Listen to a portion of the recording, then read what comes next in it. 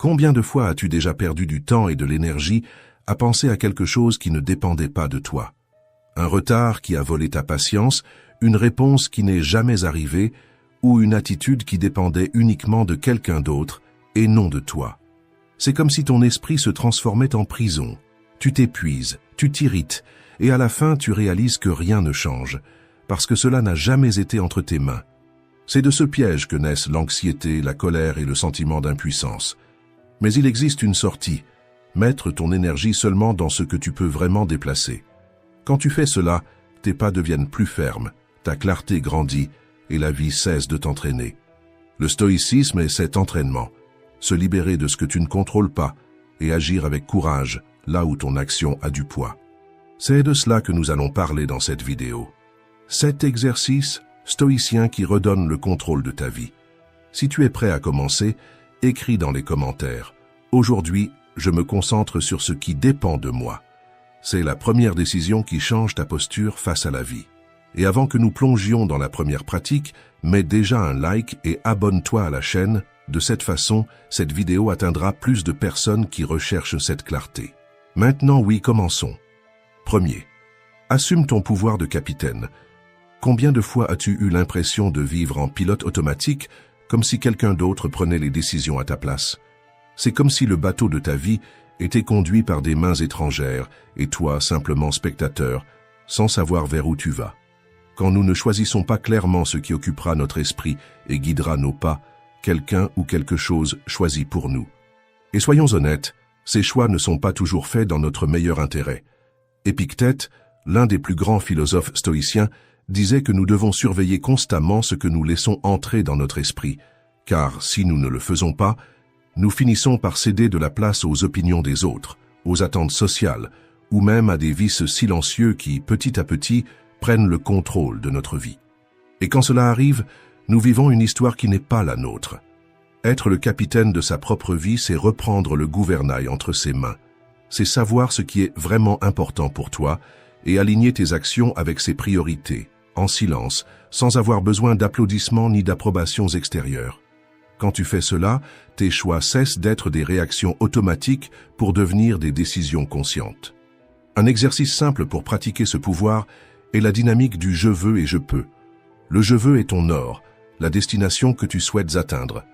Le « je peux », ce sont les actions concrètes, petites et silencieuses que tu peux accomplir aujourd'hui pour te rapprocher de cet objectif. Le « je veux » habite dans les rêves. Le « je peux » habite dans les mains. Sans le « je peux », le « je veux » reste une pensée lointaine. Mais chaque « je peux » est une rame silencieuse qui met le bateau en mouvement. Voici comment cela fonctionne en pratique. Pour ta santé, par exemple, tu peux penser « je veux avoir plus d'énergie et perdre du poids. Je peux monter 2 étages par les escaliers alors que tout le monde prend l'ascenseur. Je peux préparer mon propre repas 2 fois par semaine en économisant des calories et de l'argent. Je peux refuser le dessert après le déjeuner, même quand tout le monde à table dit juste un petit morceau. Je peux marcher 20 minutes après le dîner en sentant mon corps remercier en silence.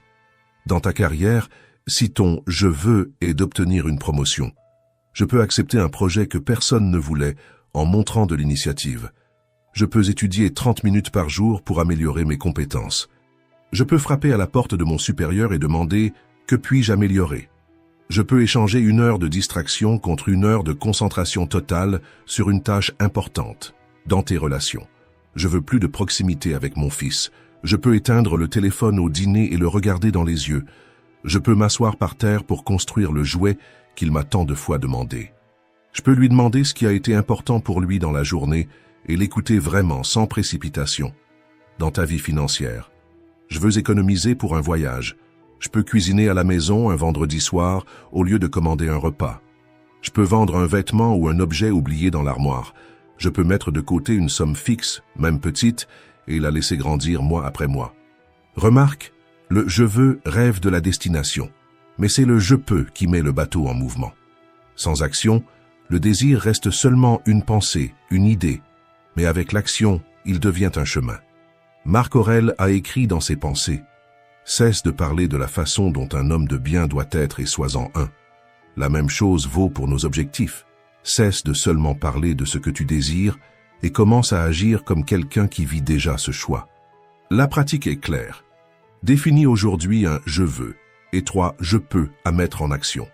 Fais-le en silence, seulement avec toi-même, et observe comment ta vie commence à prendre une direction.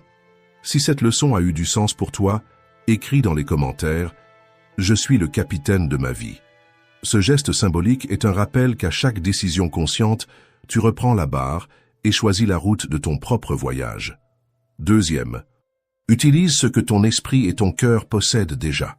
Parfois, tout arrive en même temps. Un message de travers, un délai qui explose, l'envie d'abandonner. À l'intérieur, l'esprit déclenche des réponses anciennes, se plaindre, remettre à plus tard, attaquer, fuir. Mais avant le premier élan, il existe un instant silencieux où tu choisis qui tu vas être. C'est dans ce petit espace entre le déclencheur et la réaction que résident tes outils intérieurs. Quand tu apprends à y accéder, le monde extérieur cesse de commander ta vie. Épictète, le sage stoïcien, enseignait que ce n'est pas l'obstacle qui définit notre vie, mais la manière dont nous choisissons de l'affronter. Si quelqu'un nous offense, nous pouvons utiliser cette insulte comme une occasion d'exercer la patience. Si nous affrontons la douleur, nous pouvons découvrir notre résistance, et face à la tentation, nous avons la chance d'exercer l'autocontrôle. Le secret ne se trouve pas dans ce qui arrive dehors, mais dans ce que tu éveilles à l'intérieur de toi. Cet exercice nous invite à nous rappeler, chaque fois que nous faisons face à une difficulté, les outils intérieurs que nous possédons déjà. Peut-être crois-tu ne pas avoir ce qu'il faut, mais si tu regardes avec calme, tu verras que tu portes déjà en toi des graines de courage, de patience, de discipline, de bonté. Il suffit de les utiliser. Et quand il semblera que quelque chose manque, le défi en lui-même sera l'occasion parfaite de le développer. Marc Aurèle a écrit « Cherche en toi-même ». C'est là que réside la source du bien, et elle peut couler sans cesse si tu l'explores toujours. Cela signifie que la véritable force ne se trouve pas dans les circonstances, ni dans l'opinion des autres, mais dans l'accès, en silence, à ce réservoir intérieur qui ne s'épuise jamais. Pense à des situations simples du quotidien. Lorsque tu es au régime et que tu refuses un dessert, ce n'est pas seulement la nourriture que tu contrôles, c'est le muscle de l'autocontrôle qui se renforce. Ou quand tu te lèves pour travailler même ces jours où la paresse pèse, tu entraînes l'autodiscipline sans témoin, sans applaudissements, seulement avec ta conscience. Quand tu enseignes quelque chose à quelqu'un avec patience, sans humilier ni rabaisser, tu cultives la générosité et la justice. Ou lorsque tu respires profondément face à une provocation et que tu choisis le silence, tu entraînes la vertu de tempérance. Chaque défi est comme une salle de sport de l'âme. Le poids peut être inconfortable, mais c'est lui qui fortifie les muscles invisibles de ton caractère.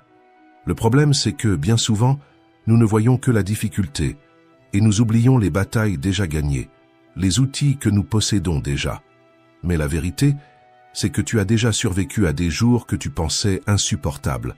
Tu as déjà surmonté des douleurs qui semblaient impossibles. Tu as déjà trouvé des issues alors que tout paraissait perdu. Et si tu as réussi une fois, tu peux réussir encore.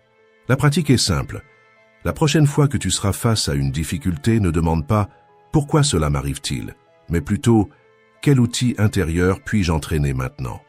Parce que c'est ainsi que le changement se produit, non pas avec de grands discours, mais dans le silence de chaque choix quotidien. Si cette leçon t'a touché, laisse en commentaire « Je cherche en moi-même ». Écrire cela, c'est comme allumer une flamme discrète en toi. Un rappel que les plus grandes transformations commencent à l'intérieur avant d'apparaître dans le monde. Troisième, résous les petites luttes avant qu'elles ne deviennent de grandes guerres. Les petites déceptions du quotidien sont comme des piqûres de moustiques. Une seule dérange, mais plusieurs à la suite peuvent te laisser épuisé, irrité et sans énergie. La vérité, c'est que nous ne tombons pas toujours à cause de grandes tragédies, mais bien à cause de ces petites contrariétés qui s'accumulent. Le retard du métro, le message qui n'a pas reçu de réponse, l'application qui annule la course au moment précis où tu en as le plus besoin. Ce n'est pas la gravité du problème qui détruit ta paix, c'est sa répétition à l'intérieur de ton esprit. Le stoïcisme nous invite à voir ces situations autrement. Au lieu de laisser l'irritation grandir jusqu'à dominer ton humeur, tu peux apprendre à la regarder avec conscience. Le sentiment surgit, mais tu choisis de l'alimenter ou de l'affaiblir. Voilà la clé. Ne pas nier ce que tu ressens, mais apprendre à réguler tes réactions. Car si tu prends le temps d'y réfléchir, presque tout ce que nous appelons aujourd'hui un problème serait considéré comme un luxe à d'autres époques. Un retard de 5 minutes n'est rien comparé à ceux qui mettèrent des jours entiers pour atteindre une destination. Un délai dans une réponse n'est rien face à l'époque où une lettre devait traverser l'océan en plusieurs semaines. Tu ne vis pas une tragédie, tu affrontes des inconforts. Et celui qui ne supporte pas l'inconfort finit esclave du moindre détail. Le philosophe Sénèque disait « Parfois, vivre est déjà un acte de courage ». Il voulait nous rappeler que la vie n'a jamais été faite pour être exempte de difficultés, mais pour être vécue avec courage face à elle. Chaque frustration est un test secret. Soit tu laisses qu'elle t'affaiblisse, soit tu la transformes en exercice de force. L'entraînement est simple. Lorsque quelque chose de petit t'irrite, fais une pause et demande-toi « Est-ce que cela comptera encore demain? Est-ce que cela comptera dans 5 ans ?» Dans 90% des cas, la réponse sera non. Cette question agit comme un bouclier invisible. Elle coupe le pouvoir de l'irritation avant qu'elle ne te consume. Et rappelle-toi, celui qui apprend à gérer les détails gagne du pouvoir sur l'ensemble. Dominer les petites batailles, c'est ce qui te prépare à vaincre les grandes guerres de la vie. Chaque fois que tu choisis de ne pas être dominé par elles, tu construis plus de clarté, plus de force et plus de liberté intérieure. Écris dans les commentaires « Aujourd'hui, je choisis de ne pas donner de pouvoir aux petites déceptions ». Cette simple décision peut sembler petite, mais c'est dans le détail que se forme le destin. Et lorsque tu gagnes dans le détail, tu gagnes toute la vie. 4e, laisse une vertu guider ta semaine. Courage, tempérance, justice et sagesse. Ce sont les 4 colonnes du stoïcisme. Et Marc Aurèle, l'empereur stoïcien, disait « Si quelqu'un trouve quelque chose de plus précieux que ses vertus, qu'il le prouve, mais je ne connais rien de meilleur. » Et voici le secret. Changer ta vie en silence ne consiste pas à annoncer au monde ce que tu vas faire, mais à pratiquer, jour après jour, en silence, l'une de ces vertus, jusqu'à ce qu'elle devienne une partie de qui tu es. Imagine commencer par le courage. Le courage, ce n'est pas crier plus fort que les autres, ni se montrer invincible. Le courage peut résider dans le simple acte de se lever du lit quand la tristesse pèse, dans le fait de regarder dans les yeux quelqu'un que tu aimes et de dire une vérité que tu évitais, dans le fait d'admettre une erreur et de demander pardon, même lorsque l'orgueil t'entraîne vers le silence. Le courage, c'est aussi enfin envoyer ce CV qui est resté des mois à attendre, prendre rendez-vous pour cette consultation que tu repoussais par peur du diagnostic, ou dire non quand tout le monde s'attend à ce que tu acceptes. Le vrai courage n'a presque jamais de spectateur, mais c'est lui qui change en silence la direction de ta vie. Dans la semaine de la justice, l'entraînement se révèle dans des choix petits mais puissants. Rendre la monnaie en trop, même quand personne ne l'aurait remarqué. Donner le mérite à celui qui le mérite au travail, même si cela signifie partager les applaudissements. Traiter avec respect le serveur qui t'apporte ton repas, le gardien qui ouvre la porte, le chauffeur qui te conduit, des personnes que beaucoup ignorent, mais qui méritent elles aussi dignité. Et dans des moments plus grands, la justice peut être de ne pas se taire face à ce qui blesse tes valeurs, même si tous préfèrent détourner le regard. Être juste, c'est ne pas trahir ce que tu sais, au fond, être juste. Dans la semaine de la sagesse, l'entraînement est dans le rythme de ton esprit. La sagesse, c'est écouter plus que parler. C'est prendre du recul pour voir la situation sous un autre angle. C'est retenir sa langue avant de laisser sortir un mot qui ne reviendra pas. Elle peut aussi être dans ces 20 minutes réservées à un livre qui élargit ta vision, dans l'apprentissage auprès de quelqu'un de plus âgé ou dans la réflexion silencieuse sur tes propres erreurs. La sagesse n'apparaît pas soudainement. Elle se construit dans le silence de celui qui observe, réfléchit et agit seulement après. Et dans la semaine de la tempérance, l'entraînement est dans les limites. Limite dans l'assiette, quand l'anxiété cherche à contrôler ton appétit. Limite dans la carte bancaire, quand le désir crie plus fort que la raison. Limite dans le temps, quand le travail envahit chaque espace et que tu oublies que se reposer fait aussi partie de la vie. La tempérance, c'est regarder cette paire de chaussures qui t'a plu dans la vitrine et te demander « En ai-je vraiment besoin maintenant ? Ou suis-je seulement en train d'essayer de combler un vide ?» C'est éteindre le téléphone pour dîner tranquillement, sans distraction. C'est comprendre que tu n'as pas besoin de tout, seulement de ce qui a du sens. Celui qui apprend à se modérer découvre que l'essentiel est plus que suffisant. Chaque vertu est comme une graine plantée en silence. Tu n'as pas besoin d'en parler à qui que ce soit, car le fruit apparaît de lui-même. Plus de fermeté, plus de clarté, plus d'équilibre. Et quand ces graines grandissent en toi, l'insécurité perd sa place. Et ce qui reste, c'est une vie guidée par des valeurs que rien ne peut effacer. L'exercice est simple. Choisis une vertu et vis avec elle durant cette semaine. Pas besoin d'annoncer ni de justifier, pratique simplement. Parce que les changements qui transforment vraiment ne s'exhibent pas. Ils fleurissent en silence et illuminent tout autour. 5e. Pratique la révision quotidienne. Combien de fois arrives-tu à la fin de la journée avec l'esprit fatigué, sans même savoir exactement pourquoi? Les heures ont passé, tu as couru, répondu à des messages, géré des pressions, mais au moment de t'allonger, tu ressens comme si quelque chose était resté inachevé. C'est comme si tu vivais chaque jour en pilote automatique, accumulant pensées et émotions sans jamais t'arrêter pour les organiser. Et c'est à ce moment que naissent la confusion mentale, l'anxiété et la sensation d'être toujours en dette avec toi-même. Sénèque conseillait qu'à la fin de chaque journée, nous cherchions un endroit tranquille et que nous réfléchissions. Qu'ai-je fait de mal? Qu'ai-je fait de bien? Qu'aurais-je pu faire autrement? C'est un exercice simple, mais capable de changer le cours de ta vie en silence. Cette pratique n'est pas nouvelle. Au XVe siècle, Ignace de Loyola l'a appelé l'examen quotidien. Aujourd'hui, des psychologues et des spécialistes du développement personnel confirment eux aussi. S'arrêter quelques minutes pour revisiter la journée est l'une des habitudes les plus puissantes pour la connaissance de soi. Quand tu écris ou réfléchis à ce qui s'est passé, quelque chose de magique se produit. Tu te vois avec plus de clarté. Les erreurs ne deviennent pas des monstres insurmontables, les réussites ne passent pas inaperçues, et chaque attitude prend la valeur qu'elle a réellement. Cet examen quotidien peut être divisé en 3 questions simples, mais transformatrices. La première à se poser: qu'ai-je fait de mal? Peut-être qu'aujourd'hui tu as haussé la voix contre quelqu'un qui n'avait aucune faute, déversant ton irritation sur celui qui ne cherchait qu'à aider. Peut-être as-tu promis quelque chose que tu n'as pas tenu, alors que tu savais que tu pouvais le faire. Ou peut-être as-tu dépensé un argent que tu n'avais pas, seulement pour apaiser une anxiété passagère. Ces faux pas ne font pas de toi une mauvaise personne, mais admets-les et ils cesseront de te contrôler. Tant que tu n'admets pas une erreur, tu n'as aucun pouvoir sur elle. Nier, c'est rester prisonnier, mais lorsque tu écris et reconnais, tu commences déjà à reprendre le contrôle. Se tromper ne te définit pas. Tu n'es pas l'erreur, tu t'es seulement éloigné de la vertu un instant.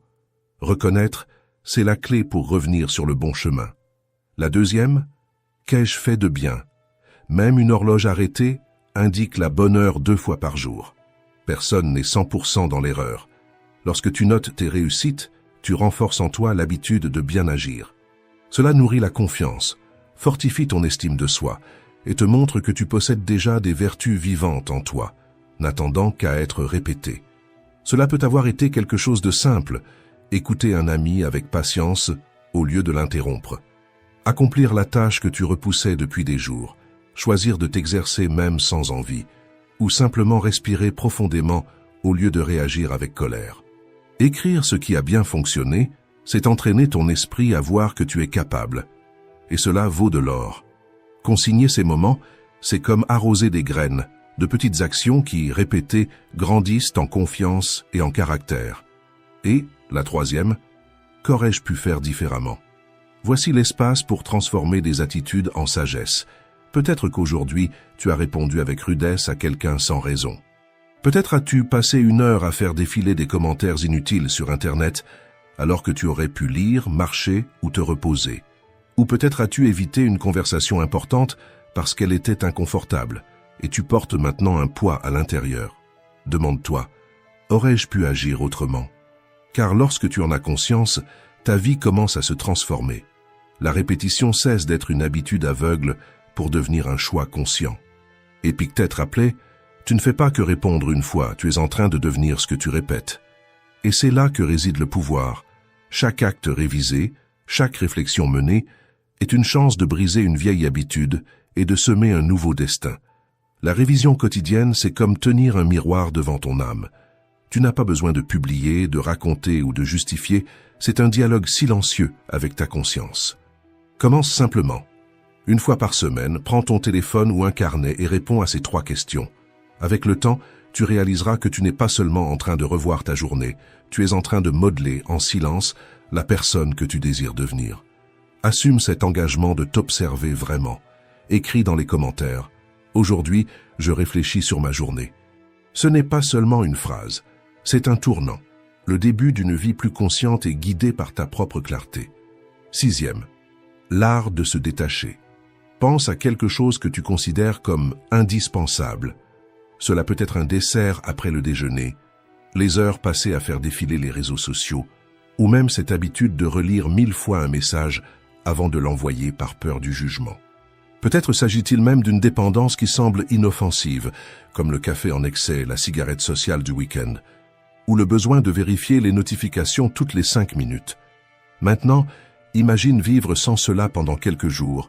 Au début, cela paraît inconfortable, comme si tu renonçais à ton bonheur. Mais en réalité, tu es en train d'exercer l'une des plus grandes libertés qui existent, le pouvoir de l'autocontrôle. Ce que tu appelles confort peut être justement ta prison. Quand tu oses mettre de côté quelque chose qui domine ta routine, tu découvres que tu es plus fort que tu ne le pensais.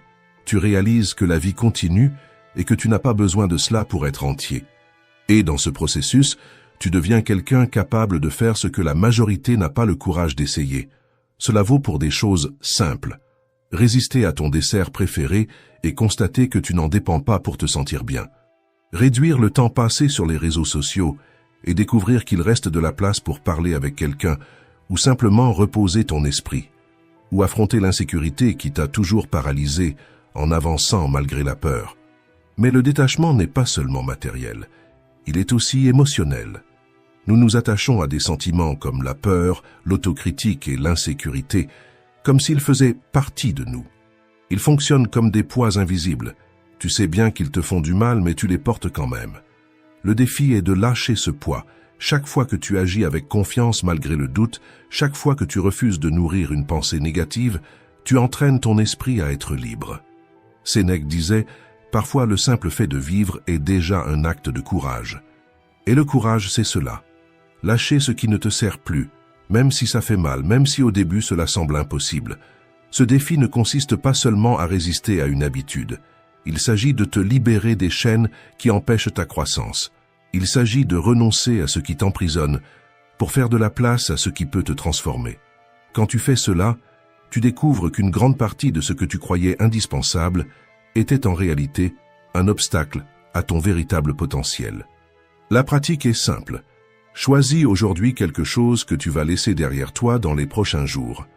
Cela peut être une habitude comme la procrastination, un excès comme les réseaux sociaux ou un sentiment comme la peur constante. Rappelle-toi, ta vie et ton bonheur ne dépendent pas de ce que tu abandonnes, mais des choix conscients que tu fais à la place. Et voici le point. Tu n'as pas besoin de raconter au monde ce que tu es en train de laisser derrière toi. Il suffit qu'en silence, tu prennes cet engagement avec toi-même. Parce que quand tu lâches quelque chose qui t'emprisonne, l'espace qui reste est toujours rempli par de la force. Écris dans les commentaires simplement « Aujourd'hui, je lâche ce qui m'emprisonne ». Il ne s'agit pas d'exposer ce que tu as choisi, mais de te rappeler à toi-même que tu es plus libre qu'hier. 7e. Choisis, chaque jour, ce qui vaut vraiment la peine. Imagine qu'à la fin de cette journée, tu fasses une liste de tout ce que tu as accompli et que tu te demandes en silence « Aurais-je vécu cette journée de la même façon si j'avais su que c'était la dernière de ma vie ?» Cette simple question a le pouvoir de renverser ta routine. Soudain, ces heures passées à faire défiler le fil d'actualité ou à accomplir des tâches sans importance paraissent vides. Pendant ce temps, une étreinte à ta mère, une conversation sincère avec ton fils, quelques minutes de silence pour prendre soin de ton esprit, ou ce projet que tu repousses toujours, tout cela prend une importance immense. Cet exercice fonctionne comme un filtre. Il sépare ce qui n'est que bruit de ce qui est essentiel. Tu commences à voir que beaucoup de choses qui occupent ton temps ne sont rien d'autre que des distractions. Et en même temps, tu réalises que les expériences les plus simples, être présent avec ceux que tu aimes, cultiver une habitude saine, te consacrer à ce en quoi tu crois vraiment, sont celles qui apportent un véritable... Combien de fois as-tu déjà perdu du temps et de l'énergie à penser à quelque chose qui ne dépendait pas de toi? Un retard qui a volé ta patience, une réponse qui n'est jamais arrivée, ou une attitude qui dépendait uniquement de quelqu'un d'autre et non de toi. C'est comme si ton esprit se transformait en prison. Tu t'épuises, tu t'irrites, et à la fin tu réalises que rien ne change, parce que cela n'a jamais été entre tes mains. C'est de ce piège que naissent l'anxiété, la colère et le sentiment d'impuissance. Mais il existe une sortie, mettre ton énergie seulement dans ce que tu peux vraiment déplacer. Quand tu fais cela, tes pas deviennent plus fermes, ta clarté grandit et la vie cesse de t'entraîner. Le stoïcisme est cet entraînement, se libérer de ce que tu ne contrôles pas et agir avec courage là où ton action a du poids. C'est de cela que nous allons parler dans cette vidéo. 7 exercices stoïciens qui redonnent le contrôle de ta vie. Si tu es prêt à commencer, écris dans les commentaires. Aujourd'hui, je me concentre sur ce qui dépend de moi. C'est la première décision qui change ta posture face à la vie.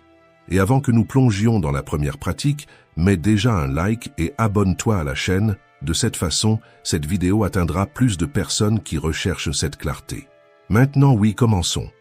Premier, assume ton pouvoir de capitaine. Combien de fois as-tu eu l'impression de vivre en pilote automatique, comme si quelqu'un d'autre prenait les décisions à ta place? C'est comme si le bateau de ta vie était conduit par des mains étrangères et toi simplement spectateur, sans savoir vers où tu vas. Quand nous ne choisissons pas clairement ce qui occupera notre esprit et guidera nos pas, quelqu'un ou quelque chose choisit pour nous. Et soyons honnêtes, ces choix ne sont pas toujours faits dans notre meilleur intérêt. Épictète, l'un des plus grands philosophes stoïciens, disait que nous devons surveiller constamment ce que nous laissons entrer dans notre esprit, car si nous ne le faisons pas, nous finissons par céder de la place aux opinions des autres, aux attentes sociales, ou même à des vices silencieux qui, petit à petit, prennent le contrôle de notre vie. Et quand cela arrive, nous vivons une histoire qui n'est pas la nôtre. Être le capitaine de sa propre vie, c'est reprendre le gouvernail entre ses mains. C'est savoir ce qui est vraiment important pour toi et aligner tes actions avec ses priorités, en silence, sans avoir besoin d'applaudissements ni d'approbations extérieures. Quand tu fais cela, tes choix cessent d'être des réactions automatiques pour devenir des décisions conscientes. Un exercice simple pour pratiquer ce pouvoir est la dynamique du « je veux » et « je peux ». Le « je veux » est ton nord, la destination que tu souhaites atteindre. Le « je peux », ce sont les actions concrètes, petites et silencieuses que tu peux accomplir aujourd'hui pour te rapprocher de cet objectif. Le « je veux » habite dans les rêves. Le « je peux » habite dans les mains. Sans le « je peux », le « je veux » reste une pensée lointaine. Mais chaque « je peux » est une rame silencieuse qui met le bateau en mouvement. Voici comment cela fonctionne en pratique. Pour ta santé, par exemple, tu peux penser « je veux avoir plus d'énergie et perdre du poids. Je peux monter 2 étages par les escaliers alors que tout le monde prend l'ascenseur. Je peux préparer mon propre repas 2 fois par semaine en économisant des calories et de l'argent. Je peux refuser le dessert après le déjeuner, même quand tout le monde à table dit juste un petit morceau. Je peux marcher 20 minutes après le dîner en sentant mon corps remercier en silence. Dans ta carrière, si ton « je veux » est d'obtenir une promotion, je peux accepter un projet que personne ne voulait en montrant de l'initiative. Je peux étudier 30 minutes par jour pour améliorer mes compétences. Je peux frapper à la porte de mon supérieur et demander « que puis-je améliorer ?» Je peux échanger 1 heure de distraction contre 1 heure de concentration totale sur une tâche importante, dans tes relations. Je veux plus de proximité avec mon fils. Je peux éteindre le téléphone au dîner et le regarder dans les yeux. Je peux m'asseoir par terre pour construire le jouet qu'il m'a tant de fois demandé.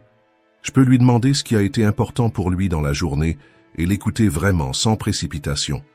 Dans ta vie financière, je veux économiser pour un voyage. Je peux cuisiner à la maison un vendredi soir au lieu de commander un repas. Je peux vendre un vêtement ou un objet oublié dans l'armoire. Je peux mettre de côté une somme fixe, même petite, et la laisser grandir mois après mois. Remarque, le « je veux » rêve de la destination, mais c'est le « je peux » qui met le bateau en mouvement. Sans action, le désir reste seulement une pensée, une idée, mais avec l'action, il devient un chemin. Marc Aurèle a écrit dans ses pensées Cesse de parler de la façon dont un homme de bien doit être et sois-en un. La même chose vaut pour nos objectifs. Cesse de seulement parler de ce que tu désires et commence à agir comme quelqu'un qui vit déjà ce choix. La pratique est claire. Définis aujourd'hui un « je veux » et 3 « je peux » à mettre en action. Fais-le en silence, seulement avec toi-même, et observe comment ta vie commence à prendre une direction. Si cette leçon a eu du sens pour toi, écris dans les commentaires « Je suis le capitaine de ma vie ». Ce geste symbolique est un rappel qu'à chaque décision consciente, tu reprends la barre et choisis la route de ton propre voyage. Deuxième, utilise ce que ton esprit et ton cœur possèdent déjà. Parfois, tout arrive en même temps. Un message de travers, un délai qui explose, l'envie d'abandonner. À l'intérieur, l'esprit déclenche des réponses anciennes, se plaindre, remettre à plus tard, attaquer, fuir. Mais avant le premier élan, il existe un instant silencieux où tu choisis qui tu vas être. C'est dans ce petit espace entre le déclencheur et la réaction que résident tes outils intérieurs. Quand tu apprends à y accéder, le monde extérieur cesse de commander ta vie. Épictète, le sage stoïcien, enseignait que ce n'est pas l'obstacle qui définit notre vie, mais la manière dont nous choisissons de l'affronter. Si quelqu'un nous offense, nous pouvons utiliser cette insulte comme une occasion d'exercer la patience. Si nous affrontons la douleur, nous pouvons découvrir notre résistance, et face à la tentation, nous avons la chance d'exercer l'autocontrôle. Le secret ne se trouve pas dans ce qui arrive dehors, mais dans ce que tu éveilles à l'intérieur de toi. Cet exercice nous invite à nous rappeler, chaque fois que nous faisons face à une difficulté, les outils intérieurs que nous possédons déjà. Peut-être crois-tu ne pas avoir ce qu'il faut, mais si tu regardes avec calme, tu verras que tu portes déjà en toi des graines de courage, de patience, de discipline, de bonté. Il suffit de les utiliser. Et quand il semblera que quelque chose manque, le défi en lui-même sera l'occasion parfaite de le développer. Marc Aurèle a écrit « Cherche en toi-même, c'est là que réside la source du bien, et elle peut couler sans cesse si tu l'explores toujours. » Cela signifie que la véritable force ne se trouve pas dans les circonstances, ni dans l'opinion des autres, mais dans l'accès, en silence, à ce réservoir intérieur qui ne s'épuise jamais. Pense à des situations simples du quotidien. Lorsque tu es au régime et que tu refuses un dessert, ce n'est pas seulement la nourriture que tu contrôles, c'est le muscle de l'autocontrôle qui se renforce. Ou quand tu te lèves pour travailler même ces jours où la paresse pèse, tu entraînes l'autodiscipline sans témoin, sans applaudissements, seulement avec ta conscience. Quand tu enseignes quelque chose à quelqu'un avec patience, sans humilier ni rabaisser, tu cultives la générosité et la justice. Ou lorsque tu respires profondément face à une provocation et que tu choisis le silence, tu entraînes la vertu de tempérance. Chaque défi est comme une salle de sport de l'âme. Le poids peut être inconfortable, mais c'est lui qui fortifie les muscles invisibles de ton caractère. Le problème, c'est que, bien souvent, nous ne voyons que la difficulté, et nous oublions les batailles déjà gagnées, les outils que nous possédons déjà.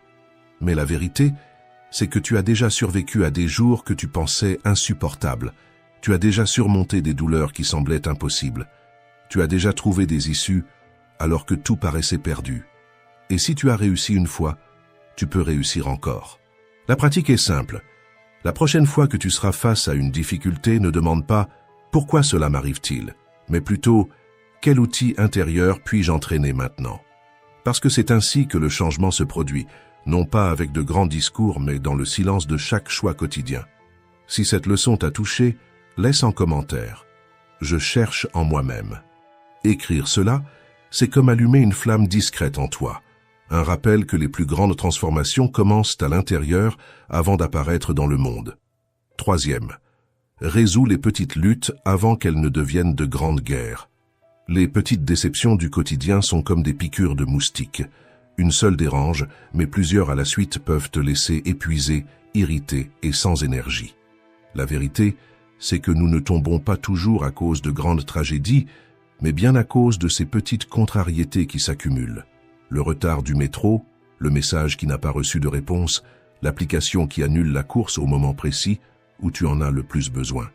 Ce n'est pas la gravité du problème qui détruit ta paix, c'est sa répétition à l'intérieur de ton esprit. Le stoïcisme nous invite à voir ces situations autrement. Au lieu de laisser l'irritation grandir jusqu'à dominer ton humeur, tu peux apprendre à la regarder avec conscience. Le sentiment surgit, mais tu choisis de l'alimenter ou de l'affaiblir. Voilà la clé. Ne pas nier ce que tu ressens, mais apprendre à réguler tes réactions. Car si tu prends le temps d'y réfléchir, presque tout ce que nous appelons aujourd'hui un problème serait considéré comme un luxe à d'autres époques. Un retard de 5 minutes n'est rien comparé à ceux qui mettèrent des jours entiers pour atteindre une destination. Un délai dans une réponse n'est rien face à l'époque où une lettre devait traverser l'océan en plusieurs semaines. Tu ne vis pas une tragédie, tu affrontes des inconforts. Et celui qui ne supporte pas l'inconfort finit esclave du moindre détail. Le philosophe Sénèque disait « Parfois, vivre est déjà un acte de courage ». Il voulait nous rappeler que la vie n'a jamais été faite pour être exempte de difficultés, mais pour être vécue avec courage face à elle. Chaque frustration est un test secret. Soit tu laisses qu'elle t'affaiblisse, soit tu la transformes en exercice de force. L'entraînement est simple. Lorsque quelque chose de petit t'irrite, fais une pause et demande-toi « Est-ce que cela comptera encore demain ? Est-ce que cela comptera dans 5 ans ?» Dans 90% des cas, la réponse sera non. Cette question agit comme un bouclier invisible. Elle coupe le pouvoir de l'irritation avant qu'elle ne te consume. Et rappelle-toi, celui qui apprend à gérer les détails gagne du pouvoir sur l'ensemble. Dominer les petites batailles, c'est ce qui te prépare à vaincre les grandes guerres de la vie. Chaque fois que tu choisis de ne pas être dominé par elles, tu construis plus de clarté, plus de force et plus de liberté intérieure. Écris dans les commentaires « Aujourd'hui, je choisis de ne pas donner de pouvoir aux petites déceptions ». Cette simple décision peut sembler petite, mais c'est dans le détail que se forme le destin. Et lorsque tu gagnes dans le détail, tu gagnes toute la vie. 4e, laisse une vertu guider ta semaine. Courage, tempérance, justice et sagesse. Ce sont les 4 colonnes du stoïcisme. Et Marc Aurèle, l'empereur stoïcien, disait « Si quelqu'un trouve quelque chose de plus précieux que ses vertus, qu'il le prouve, mais je ne connais rien de meilleur. » Et voici le secret. Changer ta vie en silence ne consiste pas à annoncer au monde ce que tu vas faire, mais à pratiquer, jour après jour, en silence, l'une de ces vertus, jusqu'à ce qu'elle devienne une partie de qui tu es. Imagine commencer par le courage. Le courage, ce n'est pas crier plus fort que les autres, ni se montrer invincible. Le courage peut résider dans le simple acte de se lever du lit quand la tristesse pèse, dans le fait de regarder dans les yeux quelqu'un que tu aimes et de dire une vérité que tu évitais, dans le fait d'admettre une erreur et de demander pardon, même lorsque l'orgueil t'entraîne vers le silence. Le courage, c'est aussi enfin envoyer ce CV qui est resté des mois à attendre, prendre rendez-vous pour cette consultation que tu repoussais par peur du diagnostic, ou dire non quand tout le monde s'attend à ce que tu acceptes. Le vrai courage n'a presque jamais de spectateur, mais c'est lui qui change en silence la direction de ta vie. Dans la semaine de la justice, l'entraînement se révèle dans des choix petits mais puissants. Rendre la monnaie en trop, même quand personne ne l'aurait remarqué. Donner le mérite à celui qui le mérite au travail, même si cela signifie partager les applaudissements. Traiter avec respect le serveur qui t'apporte ton repas, le gardien qui ouvre la porte, le chauffeur qui te conduit, des personnes que beaucoup ignorent, mais qui méritent elles aussi dignité. Et dans des moments plus grands, la justice peut être de ne pas se taire face à ce qui blesse tes valeurs, même si tous préfèrent détourner le regard. Être juste, c'est ne pas trahir ce que tu sais, au fond, être juste. Dans la semaine de la sagesse, l'entraînement est dans le rythme de ton esprit. La sagesse, c'est écouter plus que parler. C'est prendre du recul pour voir la situation sous un autre angle. C'est retenir sa langue avant de laisser sortir un mot qui ne reviendra pas. Elle peut aussi être dans ces 20 minutes réservées à un livre qui élargit ta vision, dans l'apprentissage auprès de quelqu'un de plus âgé ou dans la réflexion silencieuse sur tes propres erreurs. La sagesse n'apparaît pas soudainement. Elle se construit dans le silence de celui qui observe, réfléchit et agit seulement après. Et dans la semaine de la tempérance, l'entraînement est dans les limites. Limite dans l'assiette, quand l'anxiété cherche à contrôler ton appétit. Limite dans la carte bancaire, quand le désir crie plus fort que la raison. Limite dans le temps, quand le travail envahit chaque espace et que tu oublies que se reposer fait aussi partie de la vie. La tempérance, C'est regarder cette paire de chaussures qui t'a plu dans la vitrine et te demander « En ai-je vraiment besoin maintenant ? Ou suis-je seulement en train d'essayer de combler un vide ?» C'est éteindre le téléphone pour dîner tranquillement, sans distraction. C'est comprendre que tu n'as pas besoin de tout, seulement de ce qui a du sens. Celui qui apprend à se modérer découvre que l'essentiel est plus que suffisant. Chaque vertu est comme une graine plantée en silence. Tu n'as pas besoin d'en parler à qui que ce soit, car le fruit apparaît de lui-même. Plus de fermeté, plus de clarté, plus d'équilibre. Et quand ces graines grandissent en toi, l'insécurité perd sa place. Et ce qui reste, c'est une vie guidée par des valeurs que rien ne peut effacer. L'exercice est simple. Choisis une vertu et vis avec elle durant cette semaine. Pas besoin d'annoncer ni de justifier, pratique simplement, parce que les changements qui transforment vraiment ne s'exhibent pas. Ils fleurissent en silence et illuminent tout autour. 5e. Pratique la révision quotidienne. Combien de fois arrives-tu à la fin de la journée avec l'esprit fatigué, sans même savoir exactement pourquoi ? Les heures ont passé, tu as couru, répondu à des messages, géré des pressions, mais au moment de t'allonger, tu ressens comme si quelque chose était resté inachevé. C'est comme si tu vivais chaque jour en pilote automatique, accumulant pensées et émotions sans jamais t'arrêter pour les organiser. Et c'est à ce moment que naissent la confusion mentale, l'anxiété et la sensation d'être toujours en dette avec toi-même. Sénèque conseillait qu'à la fin de chaque journée, nous cherchions un endroit tranquille et que nous réfléchissions. Qu'ai-je fait de mal? Qu'ai-je fait de bien? Qu'aurais-je pu faire autrement? C'est un exercice simple, mais capable de changer le cours de ta vie en silence. Cette pratique n'est pas nouvelle. Au XVe siècle, Ignace de Loyola l'a appelé l'examen quotidien. Aujourd'hui, des psychologues et des spécialistes du développement personnel confirment eux aussi. S'arrêter quelques minutes pour revisiter la journée est l'une des habitudes les plus puissantes pour la connaissance de soi. Quand tu écris ou réfléchis à ce qui s'est passé, quelque chose de magique se produit. Tu te vois avec plus de clarté. Les erreurs ne deviennent pas des monstres insurmontables, les réussites ne passent pas inaperçues, et chaque attitude prend la valeur qu'elle a réellement. Cet examen quotidien peut être divisé en 3 questions simples, mais transformatrices. La première à se poser, qu'ai-je fait de mal? Peut-être qu'aujourd'hui tu as haussé la voix contre quelqu'un qui n'avait aucune faute, déversant ton irritation sur celui qui ne cherchait qu'à aider. Peut-être as-tu promis quelque chose que tu n'as pas tenu, alors que tu savais que tu pouvais le faire. Ou peut-être as-tu dépensé un argent que tu n'avais pas, seulement pour apaiser une anxiété passagère. Ces faux pas ne font pas de toi une mauvaise personne, mais admets-les et ils cesseront de te contrôler.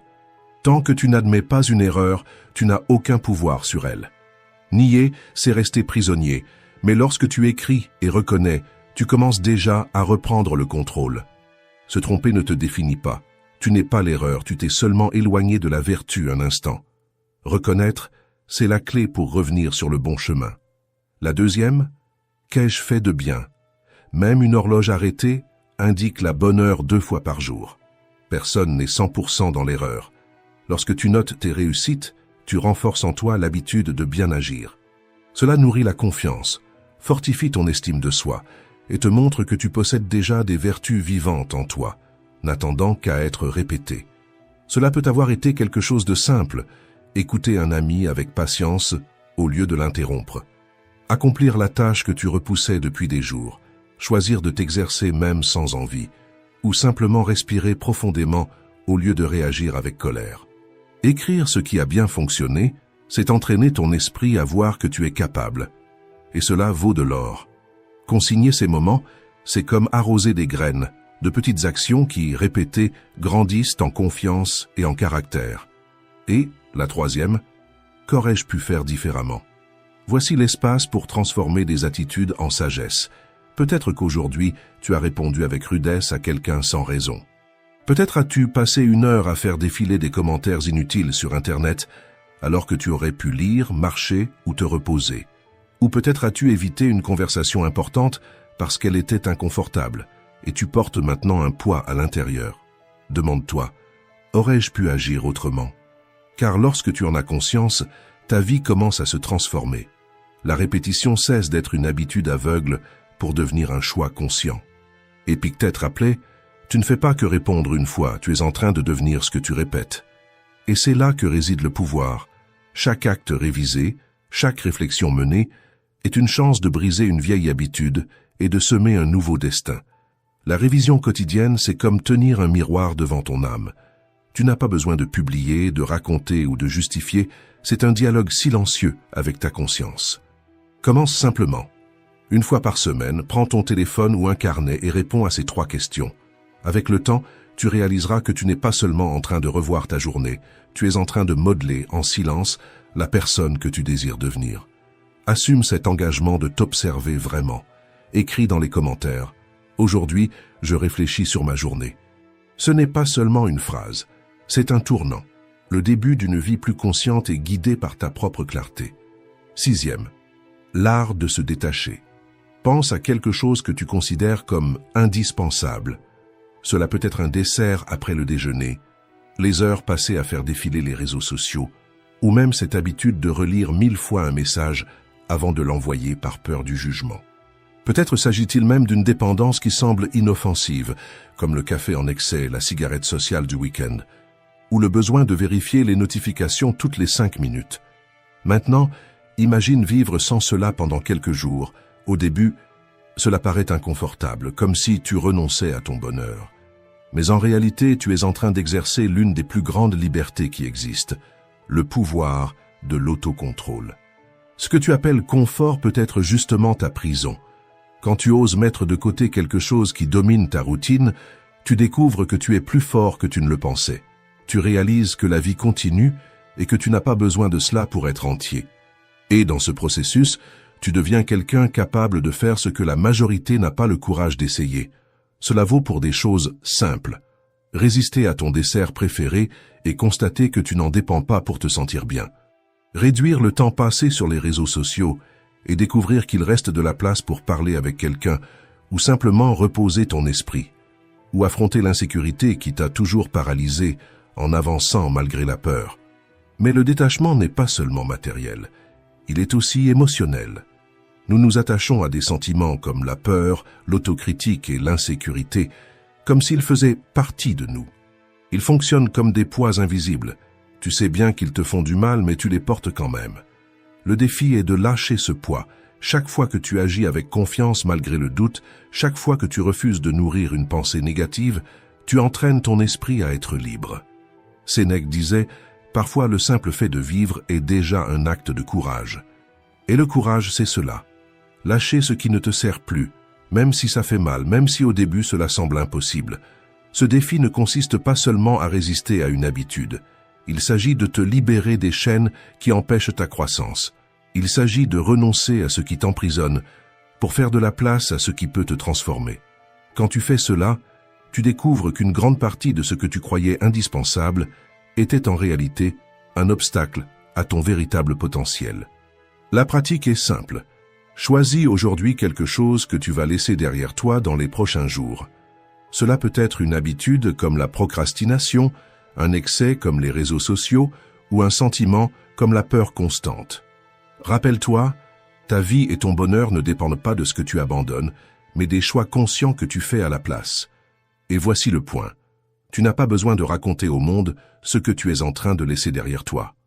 Il suffit qu'en silence, tu prennes cet engagement avec toi-même.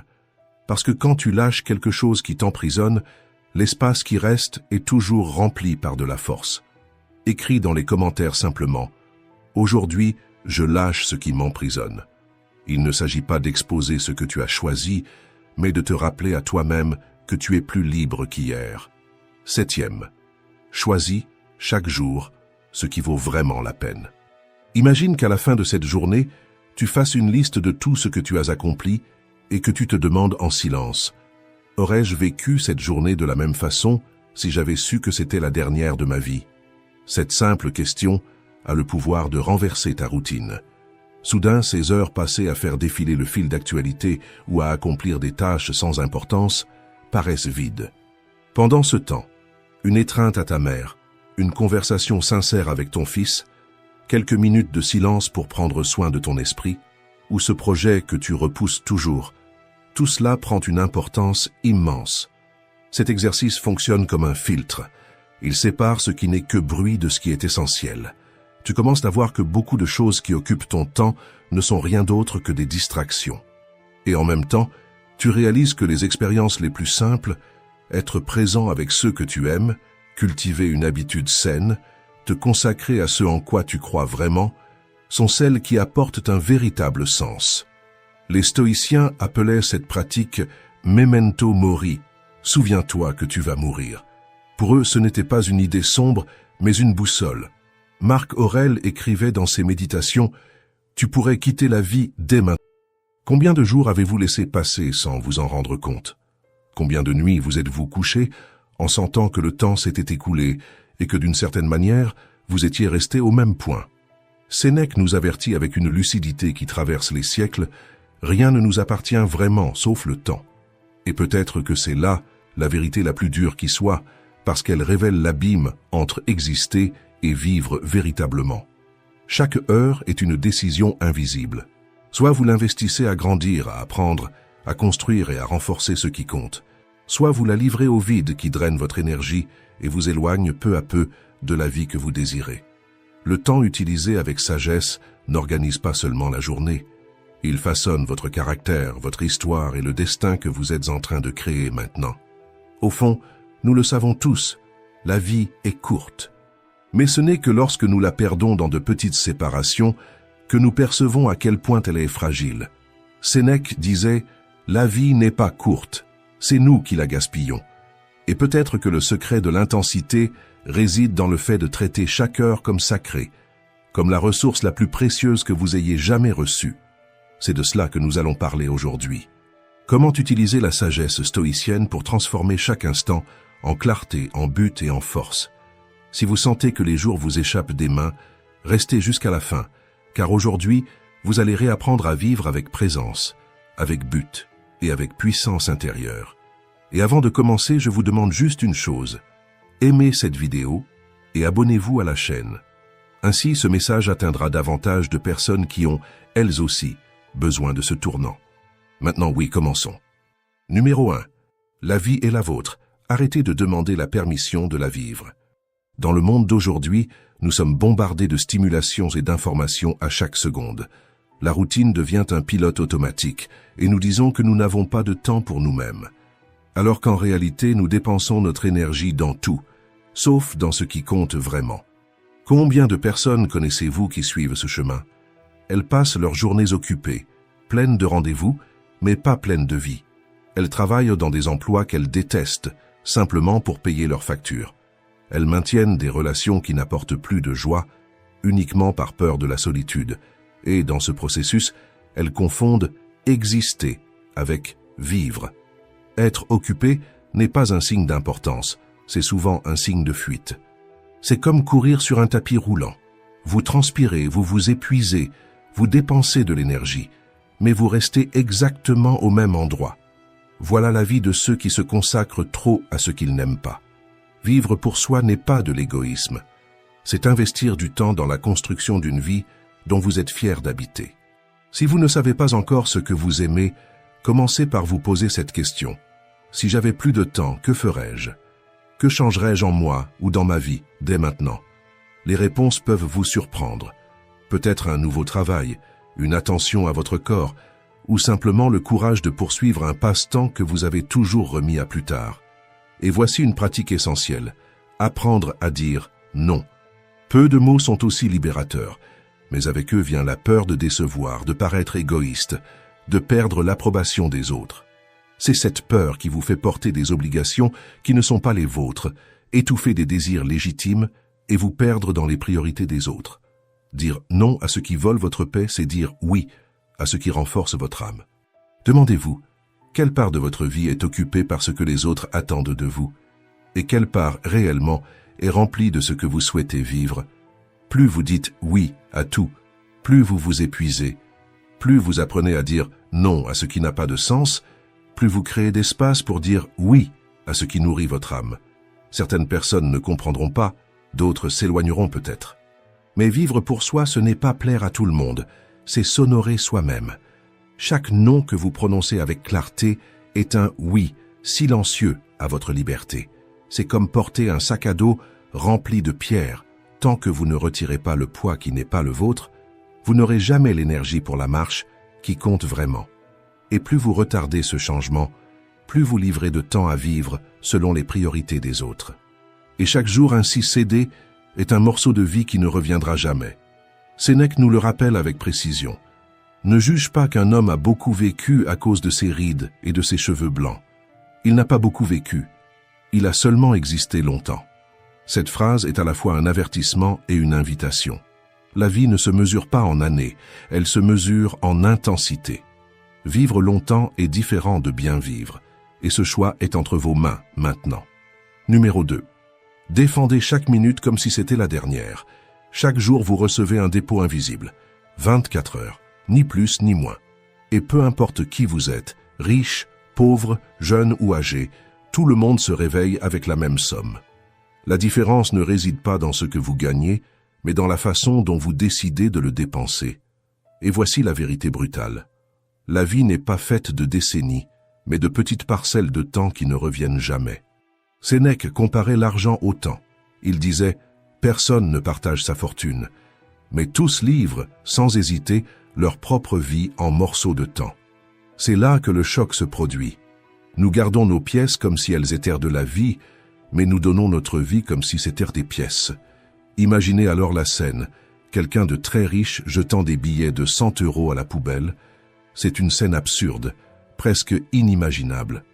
Mais ce que beaucoup ne réalisent pas, c'est qu'ils font quelque chose d'encore plus coûteux chaque jour.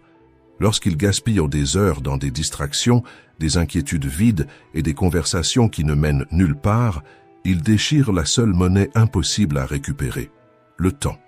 Perdre de l'argent fait mal, mais vous pouvez encore le regagner. Perdre du temps est bien pire, car il ne revient jamais. Vous voulez en ressentir le poids réel? Faites un exercice. Attribuez une valeur à chaque heure de votre vie. 50, 100, 200 €. Comptez maintenant combien d'heures vous donnez chaque jour à des choses qui n'apportent rien. 2 heures? 3? En un mois, cela équivaut déjà à des dizaines de billets jetés. En un an, cela devient une fortune entière volée à vous-même. Et le détail qui fait mal, si c'était de l'argent réel, vous n'accepteriez jamais cette perte en silence. Mais quand il s'agit du temps, vous le laissez filer, sans réaliser que vous vendez à bas prix la matière première de votre vie. C'est pourquoi Sénèque nous confronte à nouveau. Pourquoi vis-tu comme si tu étais éternel, en ignorant ta fragilité face à la vie? Ce rappel n'est pas fait pour vous effrayer, mais pour vous ouvrir les yeux. Chaque heure est précieuse parce qu'elle est finie. Le temps est ce qui donne forme à votre existence. Chaque heure bien utilisée est un pas vers la personne que vous voulez devenir. Alors, traitez le temps comme un trésor.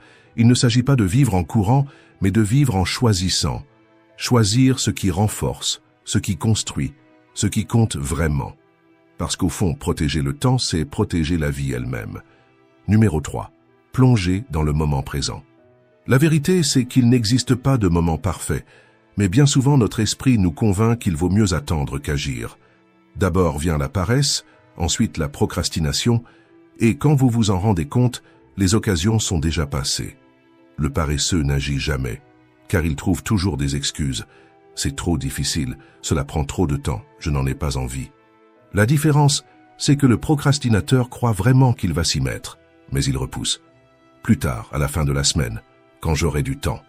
Et ainsi, les jours s'échappent, silencieusement. Chaque excuse est un voleur déguisé, et il dérobe ce que vous avez de plus précieux, votre temps. Sénèque nous avertit, « Empare-toi de la tâche d'aujourd'hui, et tu n'auras pas autant besoin de celle de demain. » Pendant que nous différons, la vie s'accélère. Combien de fois vous êtes-vous surpris à imaginer que votre moi du futur résoudrait tout avec discipline, énergie et concentration? Mais ce futur n'arrive jamais, car il n'existe qu'un seul moment où vous pouvez agir, maintenant. Sénèque disait encore, « La chance a l'habitude de se comporter comme elle le veut. » Autrement dit, attendre le moment idéal est une illusion. La vie ne vous promet pas que vous aurez demain. Et remettre à plus tard n'augmente pas seulement le risque de ne jamais accomplir, cela laisse aussi la place aux imprévus pour vous voler les rares chances que vous aviez. Si vous voulez réellement profiter du temps, il faut éliminer la phrase « je ferai ça plus tard » et la remplacer par une décision simple « je le fais maintenant ». Ce changement d'attitude vaut plus que n'importe quelle technique de productivité.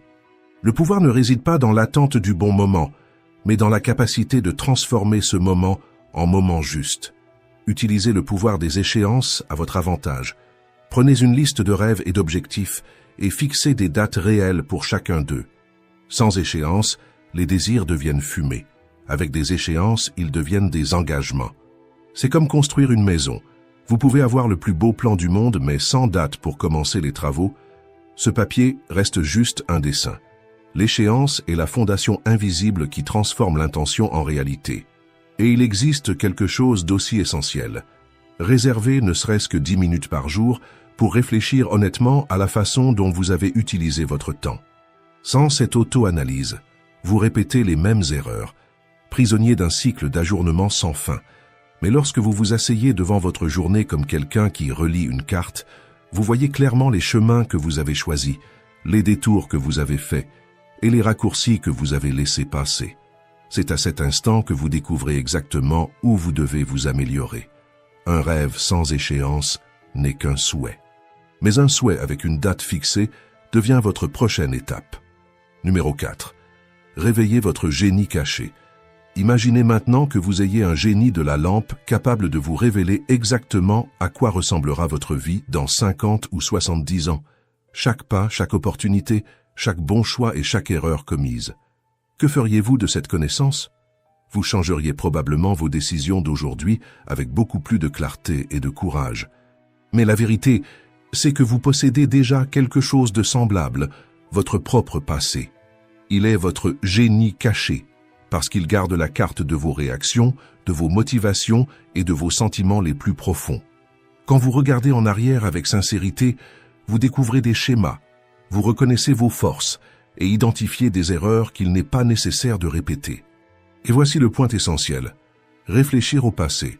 Ce n'est pas y rester enfermé, mais utiliser les pages déjà écrites de votre histoire comme des leçons pour rédiger de meilleurs chapitres à venir. C'est comme un voyageur qui décide d'avancer sans regarder la carte de la route qu'il a déjà parcourue. Il peut bien marcher vite, mais il risque de se perdre aux mêmes endroits. Sénèque nous le rappelle avec précision. La vie est trop courte et trop inquiète pour ceux qui oublient le passé, négligeant le présent et craignent l'avenir. C'est une invitation puissante. Si vous ignorez le passé, vous répétez les mêmes erreurs. Si vous craignez l'avenir, vous gaspillez le présent. Mais lorsque vous affrontez votre propre histoire, vous trouvez la clarté pour agir avec plus de conscience aujourd'hui. Arrêtez-vous un instant et réfléchissez. Qu'est-ce qui a façonné la personne que vous êtes maintenant? Quelles ont été les erreurs qui ont laissé des cicatrices et quelles ont été les décisions qui ont ouvert des chemins? Quand vous prenez le temps de regarder en arrière avec sincérité, vous découvrez des forces que vous ne soupçonniez peut-être même pas. Et souvenez-vous, souvent, vous ne voyez pas à quel point vous avez grandi parce que vous vous comparez aux autres. Mais lorsque vous regardez votre propre parcours, vous réalisez tout ce que vous avez déjà surmonté, tout ce que vous avez déjà accompli, et cela renforce votre confiance pour avancer. Ne vous comparez pas à la marche des autres. Comparez-vous à la distance que vous avez déjà parcourue. Prendre du temps pour réfléchir au passé, c'est comme consulter une carte avant de continuer le voyage. Non pas pour revenir en arrière, mais pour comprendre d'où vous venez et avancer avec plus de clarté vers l'endroit où vous voulez aller. Votre passé n'est pas une prison, c'est un manuel de sagesse écrit en cicatrices. Celui qui apprend de sa propre histoire gagne la force d'écrire un avenir bien plus grand. Numéro 5. Sortez du scénario et entrez dans la vraie vie. Combien de fois avez-vous déjà repoussé votre propre bonheur en vous disant « quand je prendrai ma retraite, quand j'aurai assez d'argent, quand tout sera parfait ». C'est ainsi que beaucoup passent toute leur vie à se préparer à vivre, sans jamais vraiment vivre. La vérité, c'est que si vous attendez toujours le scénario idéal, vous ne réaliserez jamais que la vie a déjà commencé. La scène est déjà installée, et vous êtes déjà dessus même si vous n'avez pas encore appris toutes vos répliques. La vie ne commence pas quand tout s'organise, elle est déjà en train de se dérouler, maintenant, sous vos yeux. L'avenir est incertain et échappe à notre contrôle. La vie que vous attendez peut-être ne viendra jamais. Pendant ce temps, le présent s'échappe entre vos mains, gaspillé en plans, en inquiétudes et en attentes qui ne garantissent rien. Sénèque compare le temps à un torrent impétueux. Imaginez que vous êtes dans le désert, mourant de soif, et que vous trouvez une source d'eau. Mais vous ne savez pas quand elle se tarira. Que feriez-vous? Vous boiriez avec intensité, n'est-ce pas? C'est ainsi que nous devrions traiter le temps. Chaque instant est une gorgée précieuse qui peut disparaître à tout moment. Remettre cette gorgée à plus tard, c'est refuser la seule chance d'étancher votre soif, en croyant naïvement que la source sera toujours là. Et c'est l'erreur la plus coûteuse, faire trop confiance à demain et oublier la valeur de l'instant présent. Ne laissez pas la soif de votre âme attendre demain, alors que la seule gorgée disponible est ici, aujourd'hui. Cela vaut la peine de planifier demain, bien sûr, mais jamais au prix de perdre aujourd'hui. Parce qu'au final, personne sur son lit de mort ne regrette de ne pas avoir économisé davantage ou travaillé plus d'heures. Le regret est toujours le même, ne pas avoir vécu pleinement tant qu'il en était encore temps. C'est comme s'entraîner pendant des années pour une course, sans jamais se permettre de franchir la ligne de départ. Vous vous préparez, mais vous ne courez jamais. Le temps ne rend pas les tours que vous n'avez pas faits. Et si vous ne courez pas, vous ne sentirez jamais le vent sur votre visage, ni la victoire de franchir la ligne d'arrivée. La vie exige de l'action, pas seulement des répétitions. Vous ne pouvez vivre qu'un moment à la fois, et vous ne pouvez le vivre qu'une seule fois. Alors ne remettez pas à plus tard. Ne préparez pas la vie comme si elle devait commencer dans 20 ans. Elle a déjà commencé, et elle exige votre présence. Numéro 6. Anticipez le goût de la victoire. Combien de fois avez-vous déjà su exactement ce qu'il fallait faire? Vous aviez le plan prêt, éliminez les distractions. Mais, au moment de commencer, la tentation est apparue. Une excuse, un raccourci, quelque chose de plus facile. Vous regardez le travail, et ce n'est pas le poids de la tâche qui vous paralyse, c'est le vide des premières minutes d'effort. Ce début ressemble à un mur invisible. Il ne fait pas mal, il ne pèse pas, mais il semble impossible à franchir. Et pourtant, c'est seulement après lui que la véritable énergie apparaît. Cela arrive parce que notre esprit est programmé pour rechercher les récompenses immédiates. La discipline exige de regarder vers des bénéfices qui ne viendront que dans quelques mois, voire dans quelques années, alors que l'impulsion réclame un plaisir instantané. C'est dans cet espace entre le désir à court terme et la valeur à long terme que naît la procrastination. Et voici la douleur réelle. Peut-être avez-vous déjà ressenti la journée se terminer avec cette sensation amère d'avoir tout fait, sauf ce qui comptait vraiment. Le corps fatigué, l'esprit lourd, et malgré tout, la frustration de n'avoir pas avancé d'un pas vers ce qui pourrait changer votre vie. C'est comme courir en cercle toute la journée et se rendre compte, avant de dormir, que vous êtes encore au même point de départ. Sénèque nous le rappelle avec précision.